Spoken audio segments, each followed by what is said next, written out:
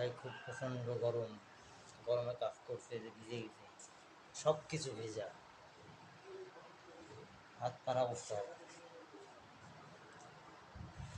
এই যে এখন ক্লিয়ার দেখা যাচ্ছে, দেখেন সব কিছু ভেজা, এত পরিমাণে গরম, এটা কওয়ার কথা না। আপনাকে দেখাচ্ছি, বেশি বেশি করে শেয়ার করে দিন। যে এই গরমে